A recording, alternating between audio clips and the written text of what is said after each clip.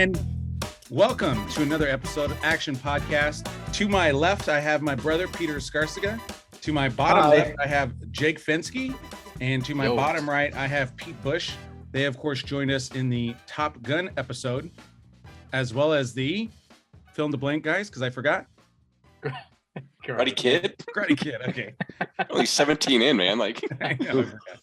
Well, I'm editing like 3 right now, so I get a little confused. It's going well. I guess it was super memorable, the guys. That's right. Good job. Yeah, so if you haven't checked out those episodes, make sure you check out the original Top Gun episode with these guys, as well as a Karate Kid. And like I mentioned, we're reviewing Back to the Future today, which starred Michael J. Fox, Christopher Lloyd, Leah Thompson, Thomas F. Wilson, and Crispin Glover. And it was written by Bob Gale and Robert Zemeckis. Bob Gale had also written 1941 for Steven Spielberg. And then this was directed by Robert Zemeckis, who before this had directed a small movie called Used Cars. Has anybody seen Used Cars or no? No, I just read about that. I definitely want to check that out. And then Romancing the Stone, which I saw a long time ago, but I don't remember that much off the top of my head.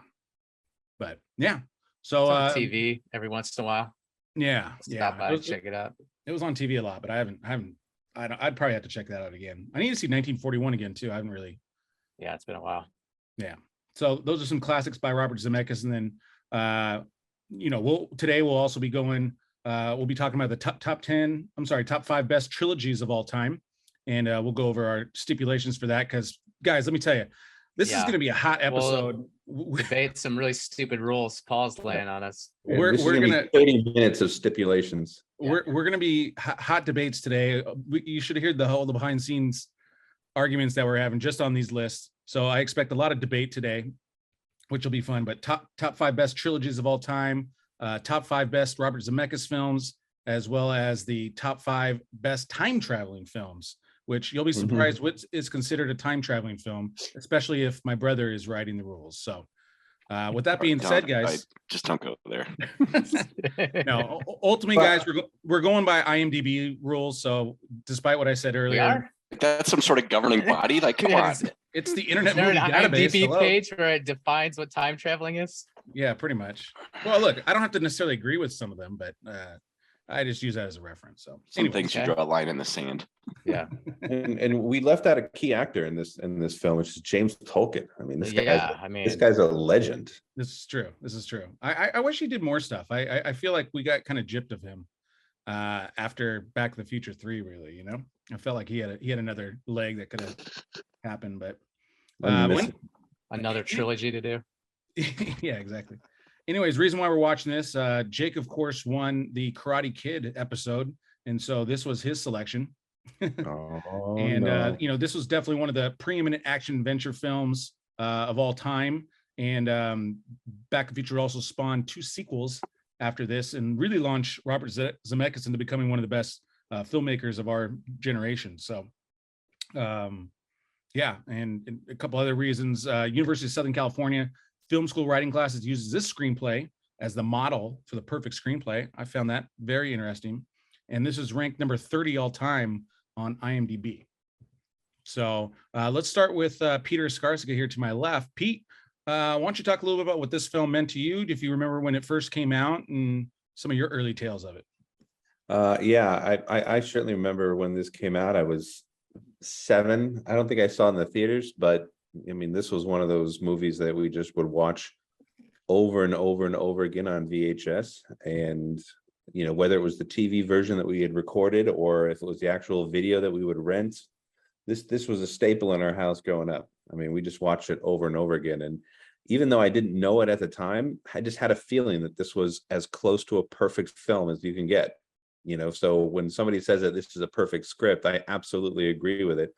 There was just so much buildup, an exposition in like the first 20 minutes of this film, and it was layered so heavy, and everything paid off. Everything that you saw at the beginning of this film paid off at the end or at some point during this film. Even the tiny little details were revisited later on, and it was brilliantly done. And Michael J. Fox was, I was a huge fan of him because of Family Ties. And then when this movie came out, it was just like, I'm like, that's it. It's got Michael J. Fox about time travel, and got a great soundtrack. I mean, it's not the best soundtrack in the 80s by any stretch, but I had the soundtrack. I listened to it all the time. Yeah, for sure. Yeah, I liked it for its mix too of the soundtrack. You know what I mean? Like it's not just kind of that 80s classic rock type sound. I mean, it's also got, Earth Angel, which is, that kind of 50s Motown sound. And then you got Johnny Be Good, which is kind of like that, 60s, I believe it came out. Oh yeah, and then you got Eric Clapton. You got a little the 70s rock in there as well, even though it's 80s rock. And then you just bang out Huey Lewis and the News. I mean, twice you get two Huey Lewis, and it's just fantastic. For sure. Awesome. Jake Fenske, what did this? And then you also got a little Marvin Berry and the Starlighters too, which is always great to have. That's what I said, Earth Angel, but yeah, they were good. Marvin Berry was really good. Jake, why don't you go ahead and tell us what this film meant to you? Yeah, I mean, it's another one of those ones that is one of the best movies of all time. It's one of those that you see it pop up on TV all the time, and you can't help but watch it.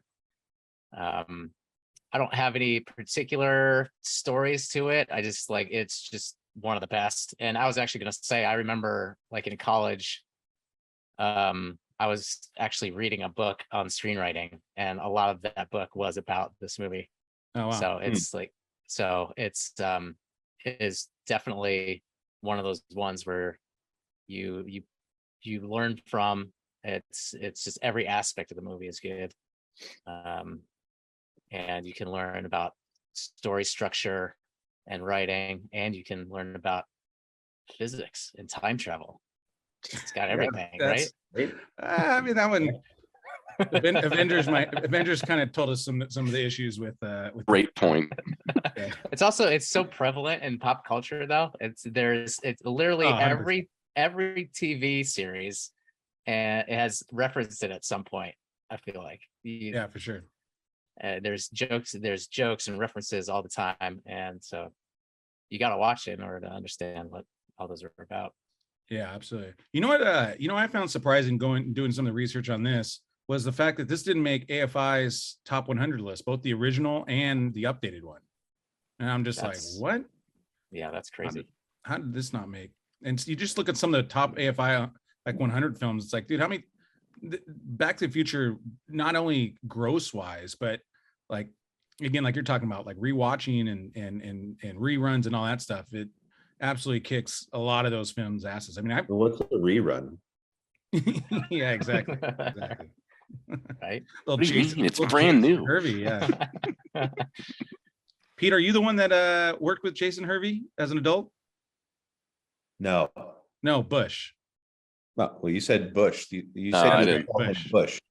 No, I didn't. Somebody worked with him. I forget. Somebody that we know worked with him for a little while. His studio, his production company, I think, is in Santa Monica, right by Image Metrics used to be. So, With me. yeah. All right. Well, Peter Busch, why don't you tell us a little bit about your familiarity with this film? Yeah, this is my favorite movie of all time. Whoa. Yeah, I just I've loved it ever since. I don't even remember when I saw it first. I remember it was on TV all the time. Like Jake was saying, you could pick it up at any point. But it was one of the first movies I really, really enjoyed, and it was this perfect, complete movie. So you kind of held a lot of other movies to sort of the structure of this one. And the reason I put the truck back here, when I got my first black truck, I seriously modeled it I got the same wheels, got the front bumper bar. I always thought this was the coolest truck when I was a little kid. And the most starstruck I've ever been is when I was working on the SpongeBob movie, and Tom Wilson was one of the character actors. Oh my God. And so they were doing a table read in the office one evening, and I went and answered the door. I was just a PA, and Tom Wilson was there, and I was just it was I was so I didn't know he was coming, for one, but he was just I loved his character in this. Biff is such a memorable character, and that was a cool moment. But I love all things about this movie. I saw Bob Gale present at Chapman when I was there. He presented one of his other films, but 80% of the Q&A was Back to the Future. So just hearing like a lot of the backstory about it. I wrote a whole term paper in college about it. Like I love this movie. What was your grade on the term paper, Pete? Probably 100. Probably, yeah. One of the best things about Tom Wilson, about Biff, like when he acts and when he's acting in this character, it's like Doy's always like kind of like he's always like doing this weird. Well, you understand what's going to happen if I, he just like. And his name is Biff. Like Biff. Oh man, he's such a dick. I read so good at it. He's so good. I read they created him.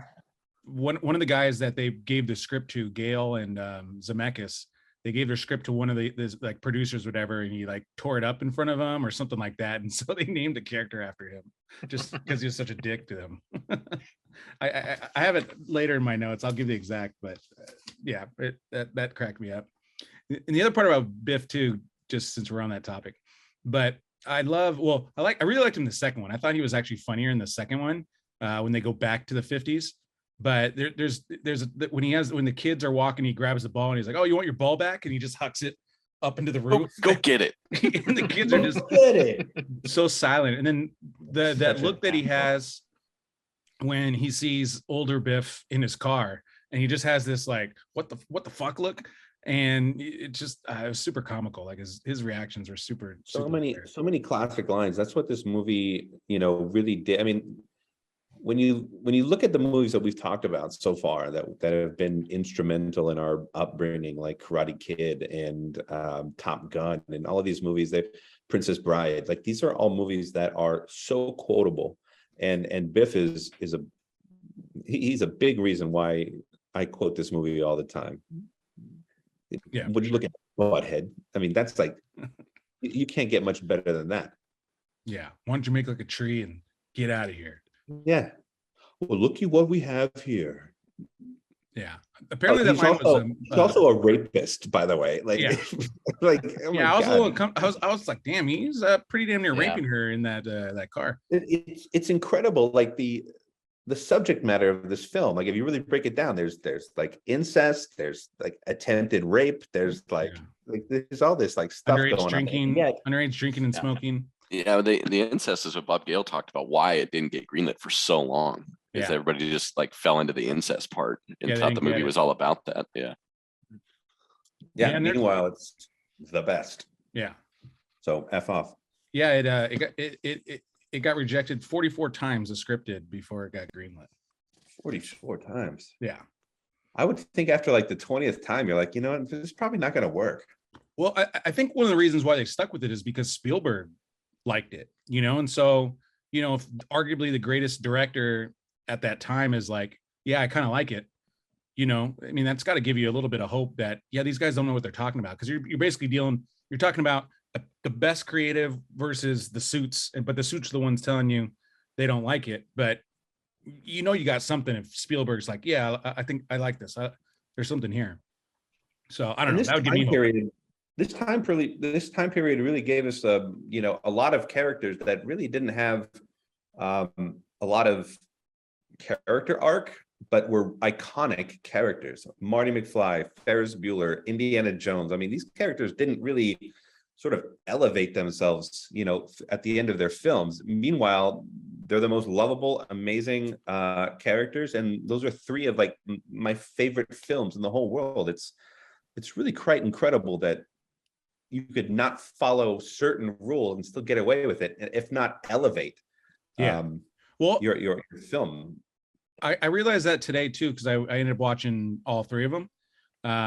And the third one is really where Michael or Marty McFly's character really satisfies that his actual need, which is, learning how to control his temper, because that's the theme of pretty much all three of them. is that's what keeps getting him into trouble, is his temper, right? And really it's what ultimately ruined his future was that that temper, and he finally solves it at the very, very end of the third one. But I don't know if I agree with that necessarily, because in the first one there's not a lot of touching on his temper. We don't really get that until the second one, when you know, we understand like he's getting fired, his hands all messed up, and he's playing the guitar, and they don't really touch on his anger issues in the first one, unless I'm crazy. But that's when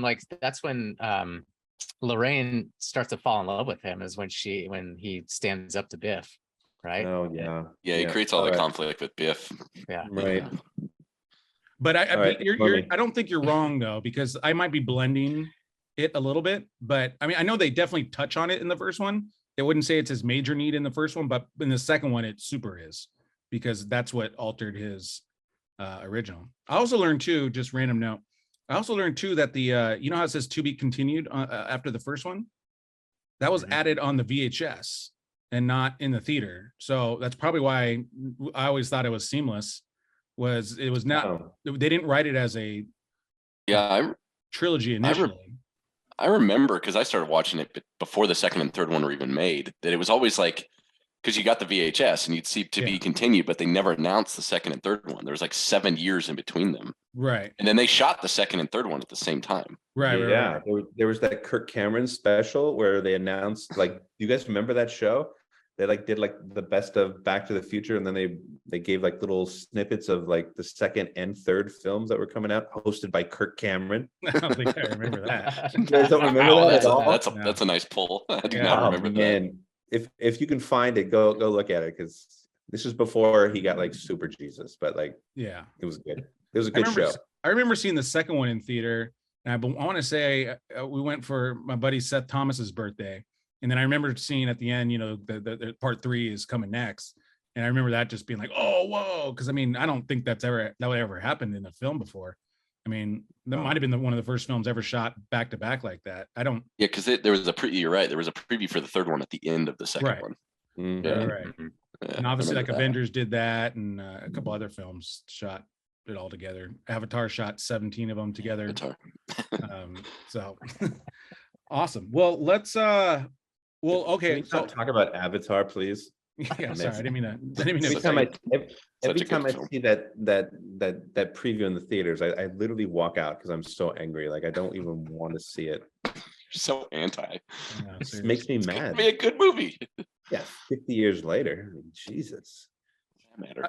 Just get it right. So let me award. So just a reminder for our audience. So we do a little scorecard here. I give points to one of the 3 guys below here, and to my side, based off of their answers, and the winner gets to choose the next film. And so so the first point that gets awarded is background and slash, I'm just going to slash it today, explanation background. And I'm gonna go with Pete Busch with the truck. He had a nice little personal touch there, which I think kind of really blended it together. And you know, his is a little more personal than everybody else's. So scoreboard. Yeah. Except that I went back in time to see my dad, and that's what this represents. Whatever. Well, you didn't even explain that. So yeah, you exactly. missed opportunity. That's my fault. Let's say that before the points come out. I should have said it. Darn it. Yeah. So so Pete Busch, you get the first point. So you are now in the lead. And then So then next tidbit. Oh, we'll wait till that cough gets out of the way. So cut that hold out. on. Cut that. Hit the mute button. Cut that. I need a vitamin drip. Seriously. Excuse me. All right, I'm ready. All right, awesome. Okay, so next we'll get into the budget and box office. This film had a $19 million budget, and it ended up making over $383 million worldwide.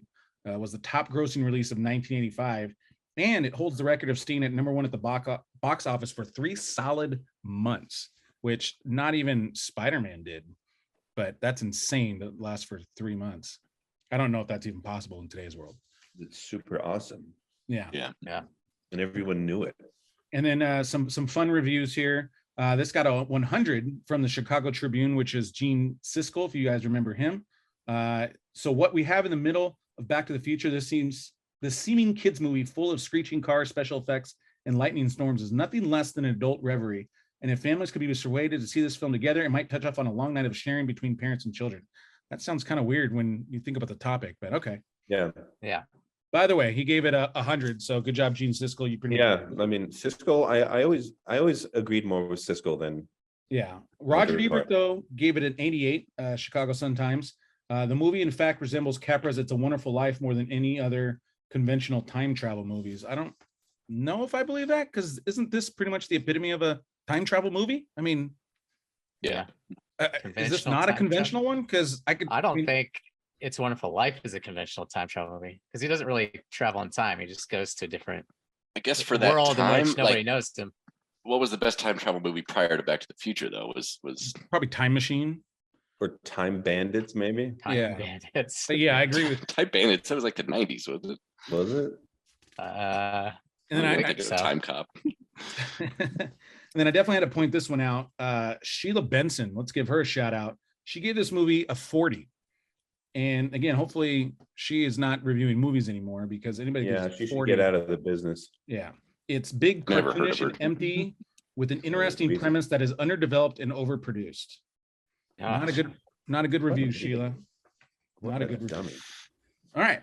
So guys, this will lead us into. I'm all about like people's opinions, and but I mean, there's no opinion that you can have of this movie other than it kills, and that it's 100% out of 100. If you don't, I don't know what you're looking score, for in a movie. If you're just, this movie is just brilliant. maybe 40, she saw 40. maybe she saw the Eric Stoltz version, and that's why. Yeah. Yeah. Maybe she's friends with Stoltz. Yeah. Yeah, right. It's like Stoltz's buddy. I don't like what they did to my friend. Yeah. Okay, so now we're gonna get into our first extremely controversial and hot topic, guys. And let me tell you how much behind the scenes arguments there are. I'm gonna just let it fly. You guys can choose whatever you want. Ultimately, I'm still the judge, so you still gotta appease to me, but do what you want. I don't care. He's already bitter. I'm not bitter. I have a great list. I'm very confident in my list. And we'll do honorable mentions at the end. So just do your 5 to 1. You can give a little explanation on why you like something, and then we'll move. Then I'll, which list is this? I'm sorry. this is going to be the top 5 best trilogies of all time. And for our audience that doesn't know what a trilogy is, that's movies that are defined by 3 of them. I know my panel here had some issues with this, but I want to make it clear it's properties with 3. And we also, just to help people define it, we define it as a property with when the protagonist is the same for 3 movies. So for instance, what's Jurassic Park would not count because there is different protagonists in all 3 of them. Now there's 4, or there's really 6 of them, but Jurassic Park wouldn't theoretically count, because unless you want to count the T-Rex. Actually, I guess you can count the first trilogy if you really want. I also think that like the span of time in which they released is sort of a factor too. Because yeah, I mean, I can't doubt that. You have right now, like this day and age, you're getting a lot of reboots. So I think that you can still consider some of the older films as trilogies and kind of disregard the new ones. I concur. Sure. Well, if we're doing that, well, if we do that, because I would put Indiana Jones on mine, but I disregard it because there's 5 of them being made. Yeah. So, No, yeah, but well, I think Indiana Jones still has a lot of the same characters, and it's still the same kind of universe, and so I don't know. That one's debatable. I think that's the hardest one, actually. I would agree. I can make. Well, I didn't include it in mine. So if you did, awesome. I didn't include it in mine only because there's 4 and there's a 5th one coming out. So I just, and Harrison Ford is the guy in all of them. So I did not include Indiana Jones, but okay. But anyways, so we'll start with Peter Busch here. Pete Busch, give us your best 5 trilogies of all time. So based on your shifting definition, I had to change up my list 50 times. However, number 5 is Naked Gun. Nice. Stood on its own. Leslie Nielsen, amazing. Like that, those films like hold the test of time. They're still hysterical. I wish there was more of them, right? Yeah. But those 3 are they're so good. Yeah, that was him in his prime. Surprisingly good. He was so good. Films. Yeah, pre-murder, he was good. Pre-double murder. I mean, he was good. Awesome. All right, at number 4, Allegedly. shifting, allegedly, Dark Knight. Nice. the Dark Knight trilogy. I love those. I love Nolan. Those are some of my favorite superhero films, if not the favorite superhero films. Yeah. Coming in at number 3, Lord of the Rings. Mhm. Hobbit was a separate trilogy, but all 3 of those Lord of the Rings. I just think for what they were at the time were amazing. I remember how like hyped they were every time they came out, and they nailed it. That was another film they shot like in sequence, right? And they came out one a year. Yeah. So they were compressed and, got to build a big fandom. Number 2, Godfather. Fantastic films. I didn't watch them until I think after college. And I was like, all right, let me see what this movie's all about. And I watched the first one, loved it so much. I watched 2 and 3 in the same day. I just went through the whole thing because it was so good. Did you like 3? I actually haven't seen 3 yet, but that one gets it fit with the trilogy. I think it completed everything for it. Like I enjoyed it as much as the other 2. I didn't think there was a big problem. Pete Busch. I just enjoyed all of them. Like I thought it was a great trilogy. It's tough not to enjoy that genre. You know what I mean? Like yeah. You throw anything mob at me, and I'm it was. But also, it's like it's hard to come after 2 of the best films ever made. Ever. And to just make like a pretty decent movie. It's okay. It's not great. Yeah, that's how I felt, Jake. That's a good point. Yeah. Like, I didn't think it was a big drop off, and I was like, "What is this curveball? Like Rocky 5 or something? Just something abysmal." Yeah, with Tom Gunn. Yeah.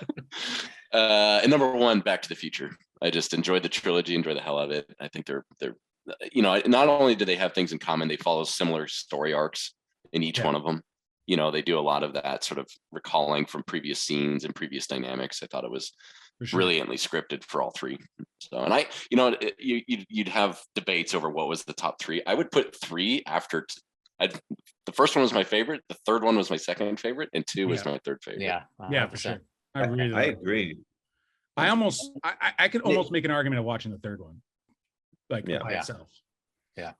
But I also like that the callbacks and the continuation through all 3 films, they weren't annoying like the Austin Powers series. Like when they did the first Austin Powers, it blew up. And then the second one came out and they literally just did the same jokes the whole time, and it just wasn't funny at all. But Back to the Future, they called back to so many things, and it was funny every time, and it never got old. And I don't know, it felt fresh every time. Yeah. So that's my 5. Awesome. Pete, I'll take my point. That's a good list. That's a good good standard. Yeah. Okay. Next we have Jake Fenske. Fenske, what do you got? All right. Actually, I'd say a lot of similar ones. Number 5, I go with the Dark Knight trilogy. Again, also 3 great movies, best superhero movies. I think love Batman Begins, love the Dark Knight. It's awesome. It's awesome. Number 4, I got Godfather also. It's 2 of the best movies ever made in the history of cinema. And then a third one. And then a third. Actually, I like my favorite one is 2. I think I just like the juxtaposition of the Michael and Vito. Mm-hmm. And then coming at number 3, Karate Kid. And that classifies as a trilogy because the next Karate Kid was a spinoff with Hilary Swank. Correct. Right. You don't have to convince me on it. That one for sure. I was always thinking it was a trilogy. So number 2, I got Back to the Future. And then number 1, I got Star Wars original trilogy. Nice. And then for honorable mention. No. We'll do it at the end. Because I don't want you to step on Pete's toes.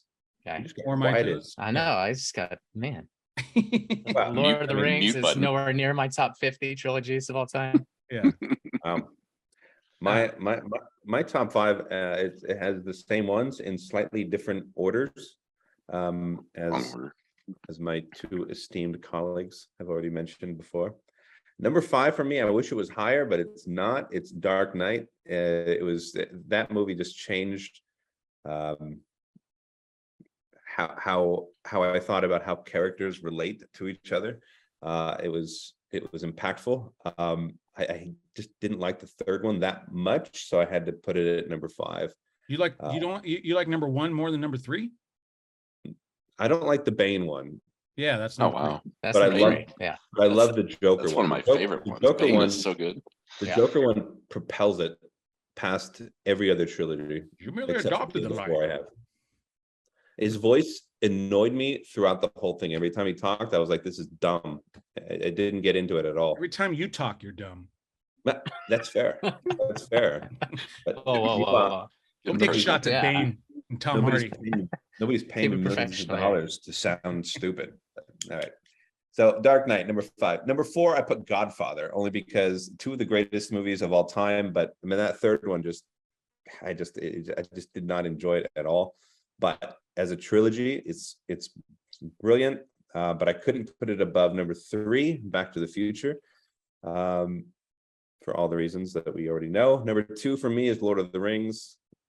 And number 1 is, of course, the original Star Wars, because there's no better trilogy from start to finish ever in the world. Thank you. Point. Escarcega. Awesome. Yeah, it's gonna be tough. So I'm gonna give you mine. I mean, I think we're all kind of very similar, just order. My number 5. I'm just gonna do slightly hot take, just because, just to kind of give a little shout out to a different film. But I'm gonna go with number 5, A Fistful of Dollars, which is what propelled kind of Clint Eastwood into literally who he is, which is, he's even a reference in the third one, right? Like that The he Man with doesn't No get Name that. trilogy. Yeah, exactly. What kind of stupid name is that? So just want to honor that, because I think those movies had such an impact, and some of the greatest westerns. Actually, it might even be the only trilogy of a western now that I think about it. But yeah, just love those films. My number 4 is Godfather, kind of the same reason as Pete. You're talking about 2 of the greatest films of all time, and then mixed with a third one. But I have to finish it. But I'm not like super in love with the third one. My number 3, I'm kind of with you guys, is Back to the Future. I wish I could put it higher, but it's still fantastic. I mean, I literally watched them, again, like yesterday and today, and can still watch it tomorrow and still be a happy man. So yeah, my number 2, and this is mainly because I think again, like Pete was talking about, the writing of these is next level, and it's just genre changing. But it's the Dark Knight trilogy, Christopher Nolan. Yeah, it's just such a compelling writer director. Although Jonathan Nolan, I think, wrote those. But yeah, just love those films. And number 1, since we changed kind of the clarifications, is the original Star Wars trilogy. It's arguably the most successful in terms of money. Also, I didn't include any Marvel ones because I don't really think those are trilogies. I think it's kind of cheating to call those trilogies, because there's 4 other films with these characters like in between those. Iron Man's a trilogy. No, because Avengers is before that. It's in between that. But it's there's kind an of Iron Man 1, 2, and 3. No, I know. I'm saying you can call them. I just didn't include them That equals because 3. to me, it's the MCU as a franchise. To me, they're all together, as opposed to, I don't consider Iron Man a separate trilogy. But you could have put that. Obviously, it is a trilogy. I'm not saying it's not. That's why I just didn't put it on there. So, but I would give that an honorable mention. I really wanted to put Lord of the Rings. I do kind of agree with both Pete's, the fact that it might be monetarily the most successful. I'm not sure. I got to do the math on that one. But it especially around the early 2000s. I mean, not only the CGI and the visual effects of that, but again, people were looking forward to seeing that, and everybody knew there was 3 coming out, which was pretty much a newer thing. And then, I remember seeing that on a Thursday preview, and this was before, actually no, there's still, I think it was still like at midnight, but these were when Thursday previews really started getting hot. And I remember it made so much on a Thursday night preview, and those were the showings at 12 o'clock back in the day. So, oh man, and then when the DVD extended editions came out, like I watched yeah, those extended versions like crazy. Like, yeah, It was so good. Why? Yeah, you're talking The movie itself is 3 hours long. Yeah, I didn't enjoy the It's- extended edition. I'm like, man, I like could it. watch Honestly, those. turned me off to the entire genre. I have not gone Really? back to that genre at all. Crazy. Lord of the Rings is not even in my top 100 trilogies. I don't even know if there's It 100 dropped out of trilogies. the. It dropped out of the It's- 50. It's so Wow. long and boring. Wow. But yeah, and a couple other honorable mentions. Austin Power series, somebody had mentioned it before. The third one's kind of the same. It drops a little bit, but I still laugh at those. Karate Kid, Jake had mentioned Karate Kid. Ocean's 11. Oceans. I wanted to put that on my list, but I couldn't. I couldn't. I didn't really like the third one. I mean, to me, Ocean's 11. If you're gonna argue about Austin Powers, to me, Ocean's 11's like the equivalent. It's just kind of the same. It didn't work like Back to the Future. They're so clever the way those films are put together and acted and written. I think there's I think they're really great. I think there's a big drop off between like 12 and 13 versus 11. Like it's just a big drop off for me. Not like Back to the Future 1, 2, and 3. I don't think there's like this huge drop off. Like I could watch 2 and I'm fully into it. I can watch 3, I'm fully into it. And I don't necessarily need to watch 1 or 3. That's why Back to the Future is in all of our top 5, and Oceans was not in any of our top 5. Only one of us had it as number 1 though. And then Men in Black as well. I mean, I still think you can make a case for Indiana Jones, but you can. They all came because all of the first 3 came out with like a reasonable amount of time together. Yeah. They decided to butcher it and come out. And then the fourth one, we just wished that it could just go away. Yeah. Yeah, that's why I put Matrix as an honorable mention. Yeah, see, I would consider that too. What do you guys think about Die Hard? That's tough. It would fall the same role. Because the first 3 kind of came out, it's like 80s, late 80s and then mid 90s, right? Yeah. And then was the next one Live Free or Die Hard? Yeah. It's the 2007 or something. Yeah. So it's like, and the first 3 came out as like their own package of a trilogy. It was like the Die Hard trilogy. Yeah. And you then they came out with the box set. You could actually buy the box set labeled Die Hard Trilogy. Right. And then they went back to the well. Yeah. Maybe we should have used that as the rule. If you bought this at one point as a DVD trilogy, then it qualifies. I mean, that's fair. If you use time is actually a good one, a good barometer, because like Jake, you mentioned, you could easily make that argument that intention was 3. Some of these are added on fourths, like Indiana Jones 4 was there, it ended at 3, and then they kind of like, oh, well, we can still do this again 20 years later. Awesome. Yeah. Hey, Harrison, can you move at all? He's like, no, I can't. They're like, it doesn't matter. Let's just make another movie. And he's like, all right, let's just do it. Why not? So scoreboard on this one. I'll tell you what, guys, you guys made it difficult, and you pretty much each had one differing one. And so I want to give Pete Busch the point because his inclusion of Naked Gun, because that was one of my ones I really wanted to include, just because it was I loved it as a kid. But I'm going to go with Peter Escarcega because more of the success of Lord of the Rings. Got robbed. Like the Academy, it did well with the Academy. It did well financially. I'll gladly lose a point over my hatred of Lord of the Rings. Yeah, it's out of protest. I don't want to protest. I don't want to point. Take your point, shove it. Just wait till my next list because I'm protesting those lists. All right. So Pete, so we have your seatbelts. Yeah, we have Pete Dog with 1, Jake with 0, and Busch we have 1. So obviously anybody's ball game here after 2 points. So our next category is the Oscar goes to, and this can go to a cast or crew member who performed the best. Writer, director, actor, cinematographer, whatever element for you worked the best and really stood out. And just let me tell you what some of the awards of this film already won. In 2007, this film was selected by the United States Library of Congress in the National Film Registry. And that's that's kind of the Hall of Fame for films.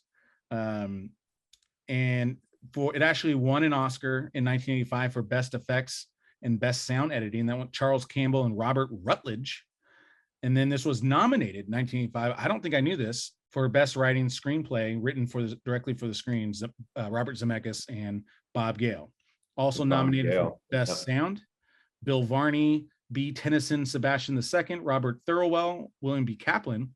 And then also for Best Music, Original Song, Chris Hayes, Johnny Cola, and of course, Huey Lewis for the song Power of Love. I'm so curious if someone wants to look on who would actually beat for that Oscar. That'd be good. But Best original song. that's a great, I mean, 85, obviously, there's probably a lot of good songs, but Power of Love is You definitely. know what made me really mad about watching the Huey Lewis Power of Love video?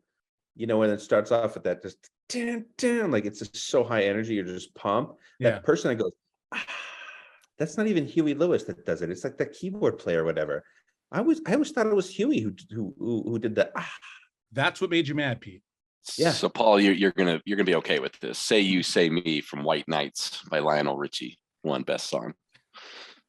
That's a classic. I've definitely sing Say You See Me more times on karaoke than Power of Love. So Huey Lewis is hard to sing. He's not for everybody to just go up there on a mic.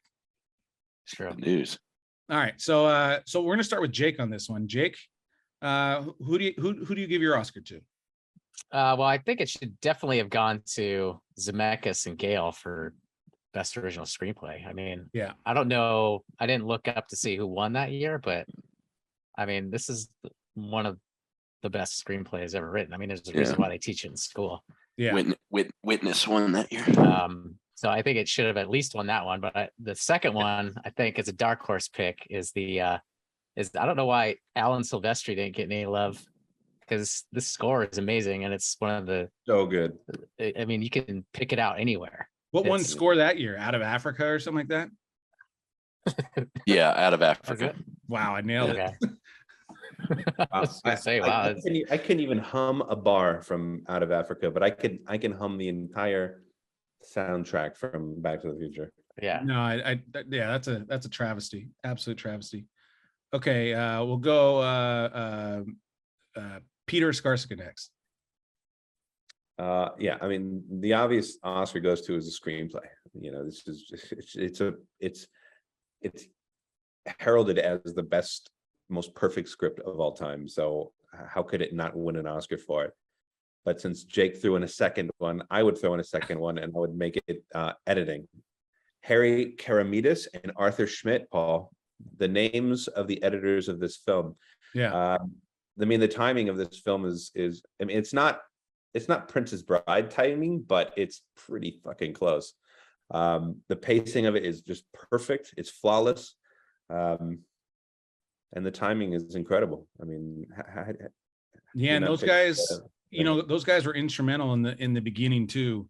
When they were dealing with, the Eric Stoltz experiment, and those guys were like working around the clock to get these dailies because everybody felt there was just something off. And so those two guys were instrumental kind of in helping this movie happen to what it is, because with hearing all the stories and from almost every person involved, I mean, Eric Stoltz just didn't understand the comedy level on this film, and he thought this was like a pure drama. And so just having that disconnect, he even said, like, I'm not funny like that, and just this film would have been a disaster if that ended up going the way it is. So. Please, it would have been awful. Yeah, yeah, totally. It was so all right, bad. Pete Busch, what do you have for us? It's tough going third here because everybody's named. I mean, writing, Silvestri, those are all good. So I'm going to say directing, because writing and directing, like it really was like almost a perfectly crafted film, and it stood the test of time. I think it says something about how much he believed in the script after going through 40 rejections. Yeah, and seeing it through. Out of Africa one, I don't know if I've ever seen Out of Africa. But I definitely biased to this film, so I want it on that pedestal because I think it was that good. Yeah, absolutely. Yeah, composition wise, it was beautiful to watch, and yeah, damn, that was a good choice, Pete. Yeah. All right. Well, for this, I am going to give Jake was really, really close second, because the writing was excellent, but I am going to give it to directing, only because I think that the choice to fire Eric Stoltz gives Robert Zemeckis the edge. What are you laughing at? Yeah, because I just feel bad for Jake. Well, it's a competition, guys. What do you want? You guys had all good answers.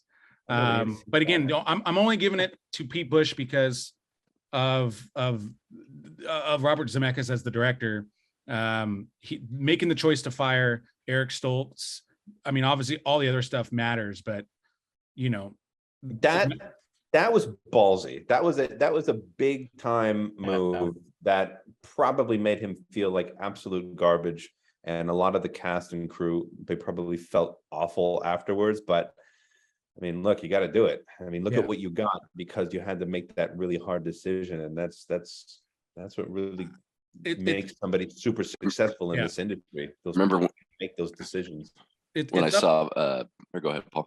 Oh, I was gonna say, well, that decision is up there with, especially now watching The Offer, but Francis Ford Coppola's insistence on, Al Pacino and Marlon Brando being the guys. I mean, he really held his guns on who he wanted for this and got the producers to back him up, because, that was such an apple battle. But imagine Godfather without those key choices, and it just completely changed the film. And I think Back to the Future is the greatest example of that, because this was, the other ones didn't go through production yet, where this one actually went through production. And then, like Pete mentioned, just have the balls to actually go through and fire somebody in the middle of shooting, and, which costs money. And so to get everybody to agree on that, and still have confidence in you as the director and not get fired for it is even a more bigger thing. So, all right, good job, Pete. But everybody, good job so far. I mean, this is a tough race today. Tough crowd today. Jeez. Okay, next we have the Get Me the Ari Gold Award for casting, and this film went through. Obviously, we've already talked about Eric Stoltz as one of the guys. Michael J. Fox Michael J. Fox was always the first choice for Marty. He was unavailable due to scheduling conflicts with his work on Family Ties. Meredith Baxter was pregnant at the time, so Fox was carrying a lot more of the show than usual. And producer Gary David Goldberg simply couldn't afford to let Fox go. And that's how Eric Stoltz got casted, also because of his performance in Mask. But after 6 weeks of filming is when they felt Stoltz wasn't right for the part. 6 weeks is a lot. His Mask was a hilarious movie. Yeah, right. But that's 40. I mean, that's 30 days of filming. So, most films are sometimes shot in 30 days. So I forget how long this movie was shooting wise. I mean, Michael J. Fox was doing Family Ties during the day eventually when they brought him on, and then he would come there at night and just do Back to the Future until like 2 a.m, sleep for a couple of hours, wake up, go do Family Ties again. And then, I mean, the fact that he was able to maintain that level of comedy and energy and miracle personality is a testament to him as an actor. He's brilliant. Yeah, for sure. C. Thomas Howell was also originally cast for 2 weeks as Marty McFly, and even rehearsed with Crispin Glover and Leah Thompson. And then because Mask became a hit, that's when they decided to go with Stoltz. John Cusack was also considered to play Marty McFly. And according to Bob Gale, Johnny Depp auditioned for the role. He didn't even remember that Johnny Depp read. He figured it out through some notes that he had. And Ralph Macchio was also offered the role of Marty McFly, but he turned it down. And then Corey Hart was asked to do a screen test. And then Matthew Modine also turned down the role, as well as Charlie Sheen was considered. So, guys, you would see that I wear my sunglasses at night video and say, we got to put him in a film, like immediately. It's it factor. Wait, is that Corey? I didn't say. I was trying to figure out who Corey was. Yeah, come on. All right, guys. So now the tough, question here is, with all those names I just mentioned, I'll run them down again. We'll start with you, Peter Escarcega. So you have to choose between Eric Stoltz, who's still, I guess, a candidate for this. Definitely gonna be the wrong answer though if you choose it. C. Thomas Howell, Johnny Depp, Ralph Macchio, Corey Hart, or Charlie Sheen. Who is your Marty McFly? Who? Well, first of all, let's just get this right. This whole category, it's kind of a crazy exercise. It doesn't make sense to recast anybody in this film. Everyone is perfect in this film, and I wouldn't even dream of recasting anybody. That being said, I mean, the only kind of curiosity that I might have would be maybe a Charlie Sheen, only because of how funny he eventually was in like the Hot Shots movie. But he was also, he could also do very serious roles. Like in Young Guns, he was very serious, but you know, yeah, I mean, Charlie Sheen, maybe. Sure. But Okay. I mean, the movie would have sucked, but I don't think fine. it would. I don't think I it would. have to make a choice. That's the choice. Oh, I forgot John Cusack, by the way, but I don't think that'll change your answer. That's not going to change anything Yeah. at Okay. all. Okay, Jake Fenske, who do you got? Yeah, I would agree with Charlie Sheen. Although I've been sitting here wondering what a Ralph Macchio Back to the Future would have looked like, and I don't know. It's kind of interesting. He definitely What would is have that? the temper. What locked is that in. like? Time traveling? Hey, what is that, like a DeLorean? Yeah. So yeah, I mean, I think Charlie Sheen for sure. Okay. Pete Busch, who do you What got? is that, like a flux capacitor? What is that? Yeah, Like a plug- I got Ralph Macchio. I think he kind of plays the dweeby dork really well. And I think he would have had to change his character name. Like he doesn't look like a McFly. Yeah. Right. You know, it'd have to be Some Italian sound, some Italian sounding, right? Marty But I Del think- Vecchio.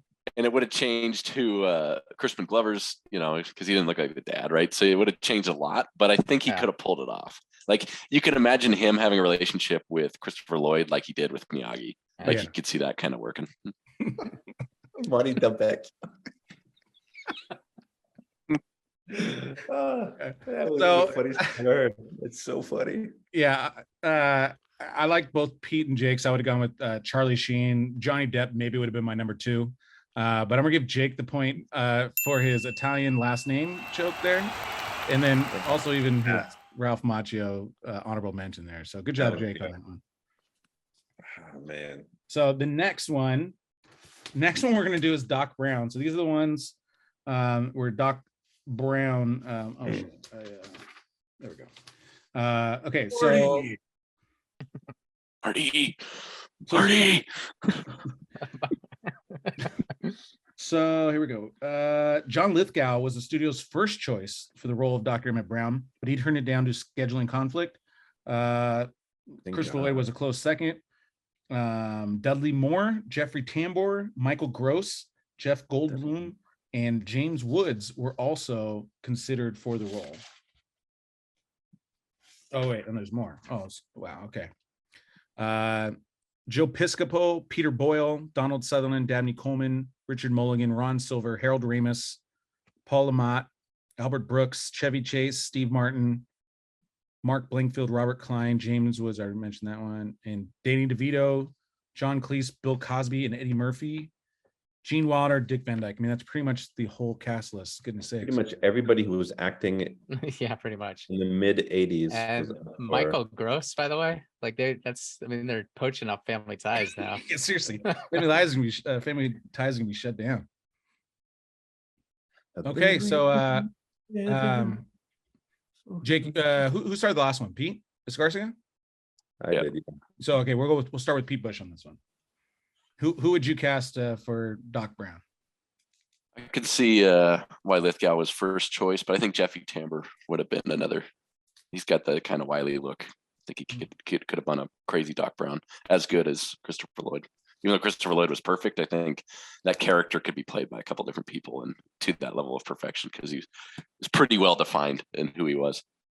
Yeah, he definitely had just a different than a lot of these guys. I mean, yeah. Okay, Jake, you're up next. Who do you got? Yeah, it's really hard to imagine anybody but Christopher Lloyd out of this. But I mean, I think John Lithgow now, but like back in the day, didn't he play a lot of villains back then?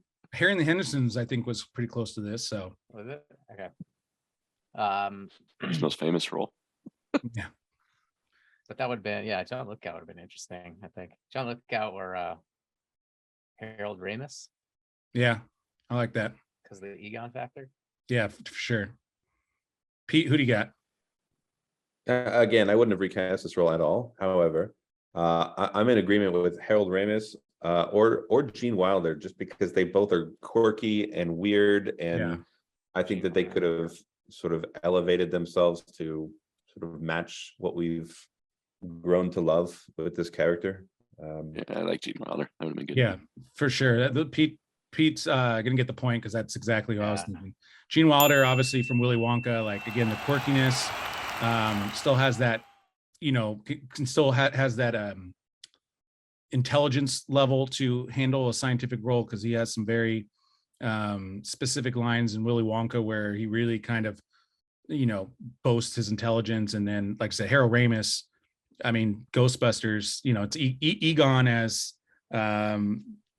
Doc Brown, which, so he's probably maybe not as kooky, but I think he's going to have, I mean, Harold Ramis is a genius comedic writer. So I feel like he would add maybe even more comedy in a different way than that role. Again, not saying I would recast Christopher Lloyd, but I definitely would have been interested in a Harold Ramis version. That wouldn't be a worse thing in an alternate universe. So Pete Escarcega, you're going to get the point for that one. Other notes, JJ Cohen, who was part of Biff's gang, he was originally considered for the role of Biff after Eric Stoltz was cast. But then he was replaced because Cohen was considered not physically imposing enough next to the 6-foot-tall Stoltz. So Eric Stoltz kind of changed the history of Biff, really, because Cohen would have been the guy. And I don't know if you've seen a picture of him when he looks younger. He looks different than in Back to the Future, but he looks kind of like a taller, thinner Biff. And then so that's when they switched, was when Michael J. Fox ended up happening. Tim Robbins was also considered for the role. We're not going to do a point for this one, but Tim Robbins would have been interesting, I guess. I don't know. I guess he's not really big though. He's kind of more goofy. So I don't know. I mean, he's huge. I mean, he's tall as fuck. Yeah. But no. This is Bull Durham. He's not imposing. Like, no, he's not imposing. He's kind of, he's kind of dopey. Thomas Wilson he's definitely kind of dopey. Shoulders, and he's just he's a wall. Yeah. Basically. Another quick casting notes. Huey Lewis did a cameo in this. He is the judge that says he's just too darn loud. You guys are just too darn loud. Yeah. in the auditioning, and then the pinheads. We're pinheads. We're the pinheads. Pinheads. And then of course, Claudia Mills, who is Jennifer in this film. She had temporarily dropped out due to scheduling conflicts, and Melora Hardin was briefly cast opposite Eric Stoltz, but then she had to replace after Stoltz was dismissed, because kind of the same thing with height. She was much taller, and so that's then Claudia Wells' schedule opened back up again, and so that's how ultimately she got that role.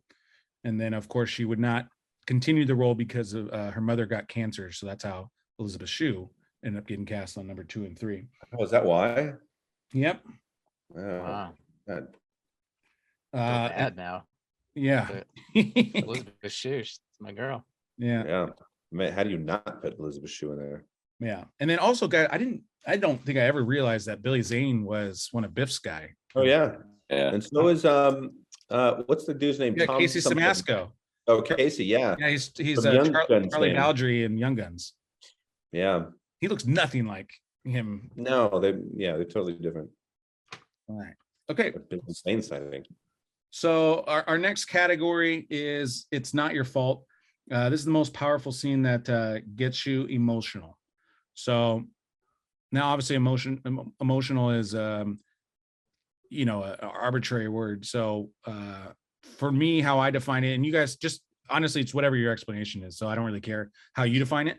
But how I chose this one was kind of the whatever kind of I felt physically in my body. So, whether you call it the chills or what's that? Well, just like, sometimes when you're emotional, or it could be tears. I don't think anything in this movie made you tear, but for me, it's just kind of like, I don't know, your hairs move up a little bit. Like it's just, or gives you the chills. So that's how I defined it. So, Okay. Anyways, we'll start with, I believe we were starting with Peter Busch. Yes. or did you just start? I just started. Okay, then we'll start with Jake. Jake's the starter on this one.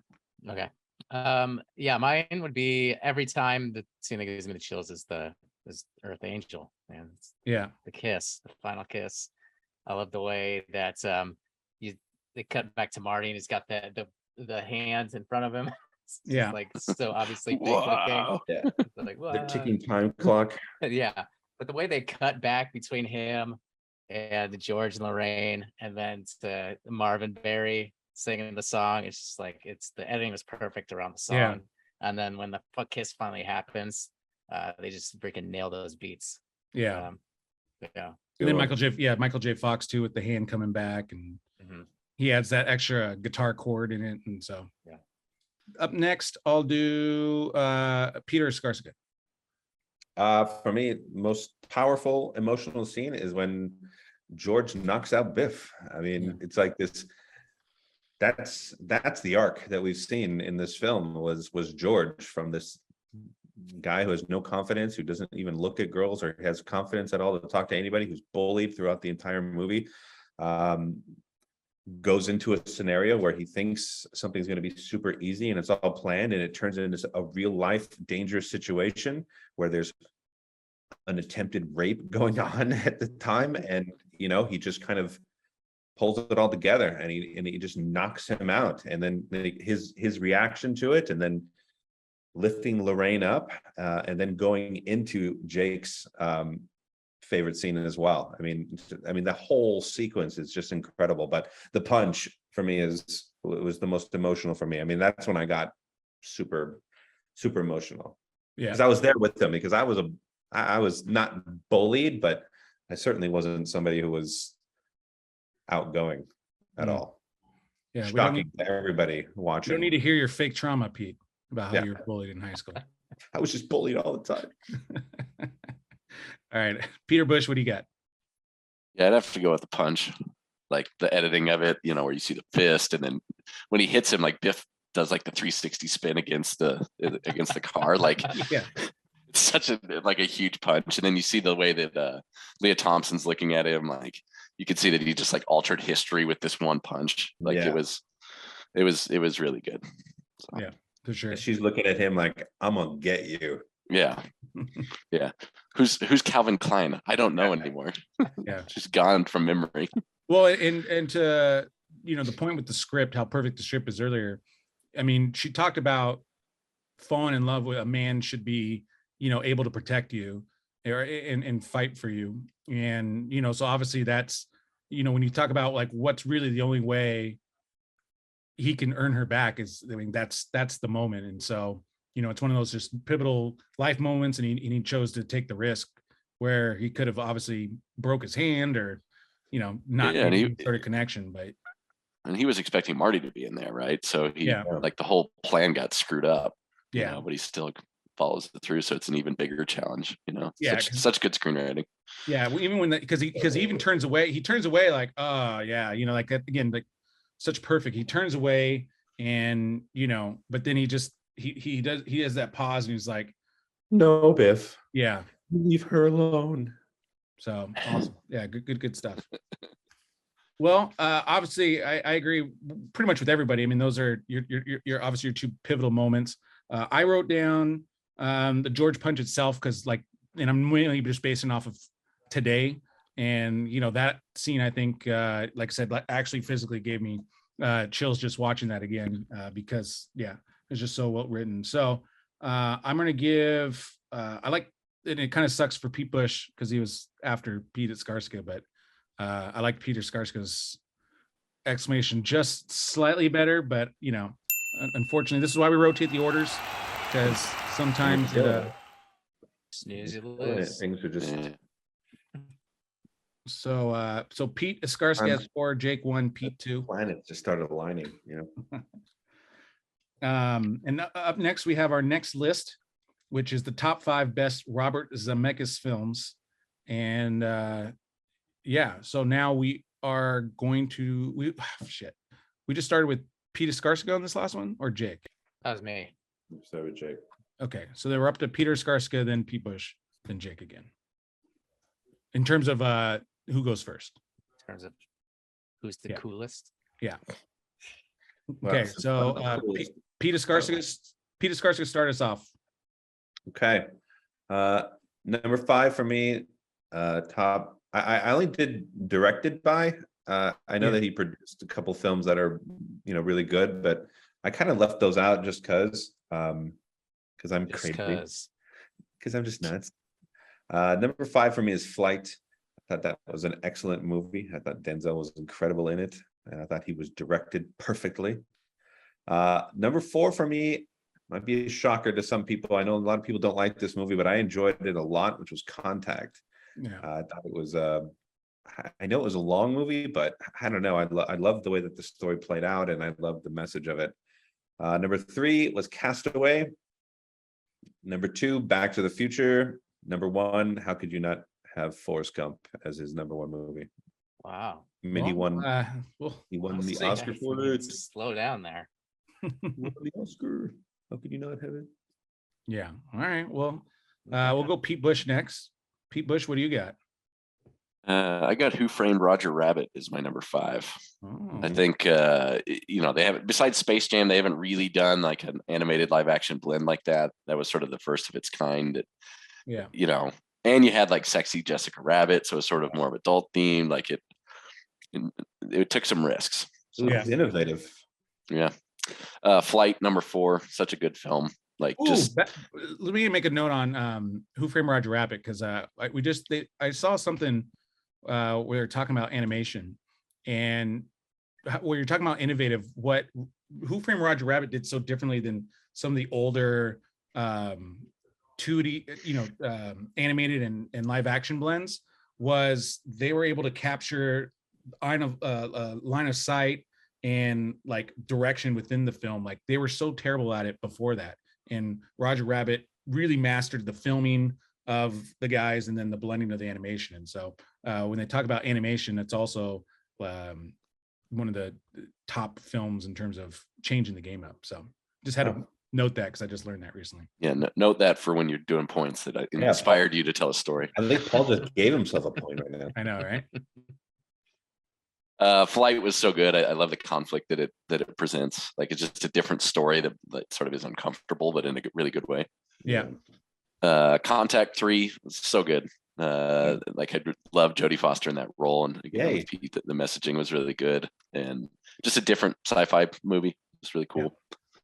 I got Forrest Gump at number 2. Love the hell of Forrest Gump. I had actually forgot that Zemeckis directed that. So when I was going back through the research, I was like, it was so good. One of the few films I've seen multiple times. And I'll put the whole trilogy because I love it at number 1. Didn't know you could do that, but okay. I love your boldness. Stacking 3 on 1. Yeah. That's a solid list. I love that you like Contact. I mean, thank God. Yeah, Contact is awesome. All right, good. Underrated. I don't think I've ever met anybody else that actually liked that movie. I liked it. I just wasn't in love with the ending. You didn't hear my list yet. No, I know. Go on. Your list now. All right. Fenske, go ahead. All right, number 5, Contact. There you go. Nice. That was a great movie. Number 4, Back to the Future 3. Okay. All right. Okay. All right. Okay. Number 3, Who Framed Roger Rabbit. Oh. Number 2, Forrest Gump, and then number 1, Back to the Future. Nice. All right, my man. So my list, I had Contact number 5. I had Flight number 4, and one of my favorite shot in that film is Denzel Washington walks away, and it kind of the camera's just set up on like the little bottles, and then he walks away, and all of a sudden he comes back and you see his hand swipe the bottles. But again, you want to talk about just nailing how to direct something. It's just such a powerful and pivotal moment, and Zemeckis crushed that moment. Number 3 for me was Back to the Future 3. Again, I wanted to separate these 3 because they're so uniquely different because of the settings, then even though there's obviously similar themes within each one. But Back to the Future 3, they are 3 different movies. Yeah, they're 3 different movies, and then I love this. I didn't know that we could separate them because I would have put all three in my top 5. What? Well, always Easily. clarify. I didn't say you couldn't. Usually I'll say, yeah, just group them. Usually if it's when it's like I mean, top 5 is top 5. It's not top 19. Yeah. No. But and again, even just for a Western, like I love it just as a Western. And so, Westerns have to be directed differently than a regular one. So again, to me, that really kind of shows off Zemeckis's ability to tell a story and in different settings. Number 2 is Forrest Gump. I mean, it might be maybe his best directorial film, but Back to the Future, I think, it just, I think just people like it a little bit more than Forrest Gump. There was not a Forrest Gump 2 or Forrest Gump 3, but there was a Back to the Future 2 and 3. And so, it has a little bit more. What would Forrest Gump 2 be about? How would you even write that? Little Gump? I don't know. It's about him and his son, but yeah, it would obviously not be as good. So, but yeah, so that's my list. So I'm gonna give it to Jake, mainly because he included Back to the Future 3, and I think that's a huge omission. Pete Busch tried to put all 3. Yeah, Pete Busch tried to put the hammer on top with all 3, but since Jake actually, if Jake actually didn't put Back to the Future 3 in his list, I would have gone with yours, Busch. You had an excellent list as well, but yeah, that was a big difference. But yeah, I'm not personally in love with Who Framed Roger Rabbit, but I haven't really watched it. I don't remember watching it a whole lot as a kid, so it doesn't really have any sort of memory for me. But as an older guy that appreciates filmmaking in general, like I said, Who Framed Roger Rabbit did so much in terms of correcting a thing that wasn't really around. So awesome. I love how all his movies are so different, Yeah. Like Welcome, I actually didn't mind Welcome to Marwen too. I thought that was a pretty different film. That was good. Yeah, I enjoyed that one. And then Polar Express, obviously that one's a unique film as well. He produced House on Haunted Hill, which was great. I mean, I love that movie. But he didn't direct it, but I mean, he produced it. But I didn't want to put it in there just because he just produced it. But yeah, for sure. No, it was a good call by not doing that. Anybody else have any other? Allied was a great movie as well. Not really well known, but it's a good watch. What was the film? I'm sorry. Allied. Oh, Allied. Yeah, that was okay.